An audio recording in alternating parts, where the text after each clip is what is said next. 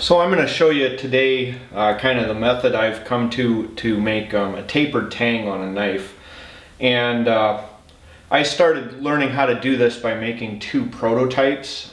This was the first one I made, and it turned out pretty good, except that right at the front there's a little bit of space between the scale and the blade on one side. And I figured out why that happened, and that's that I brought the taper right up to the front of the ricasso and not beyond a little bit, and for whatever reason it just wasn't perfect on that side, and because there wasn't any wiggle room, I ended up with some space there on this side.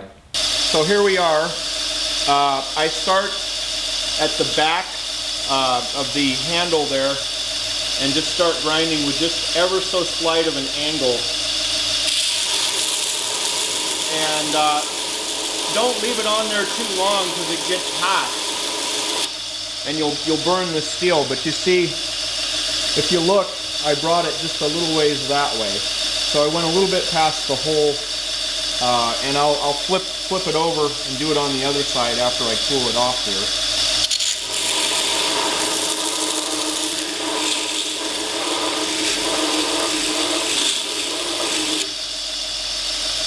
There, it's past the second hole. So I've ground it probably about halfway between the second hole and the third hole. Now you see there's a line like that. That means that when I have this grinding, I need to make sure that I weight more towards this side to even that out. The same thing happened here. So probably because I'm standing on the right side of this belt, I'm not weighting the left side enough, but I'll make sure to even that out. When I put it down, I'm very briefly putting it down on the back end, but then trying to tilt it back this way so that I can feel where the edge of that grind is. So like that, and now I'm putting more weight back this way to flatten it out and advance that grind line. The other thing I'm doing is I'm gently kind of rocking back and forth. See there, it's a lot more even. I'm gently kind of rocking back and forth this way, even though you can't see it. I'm doing that just so that this gets a nice even flat face to it. So now I've advanced the grind on this side with the bottom being all the way up in the midpoint of the ricasso there. It needs to come up a bit on the top side, and on the other side it's up on the top but down on the bottom. Again, that's probably because I'm standing off this way and not leaning it enough towards the camera.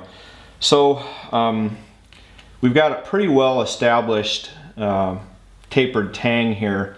The rest of this is just getting that all the way advanced up to the mid portion of that ricasso there. And then the scale will probably stop at the front of the ricasso. And then there will be a line there, but you just buff that out later, and it really doesn't make any difference. I know there's probably ways to do it a lot more precise than I just showed you, but for me, the only purpose of this tapered tang is really to reduce the weight of the tang and shift the balance more forward on the knife. And also it's kind of a nice visual thing. So visually, if it looks appealing to me and it looks attractive, that's good enough. It probably doesn't have to be more precise than that. I suppose you could do this without a magnet, like if you're a juggalo and you hate magnets. But I like this magnet. It's a strong hand tools, and it has an on and an off switch, which makes it nice to, clean off the stuff like that. But anyway, thanks for watching.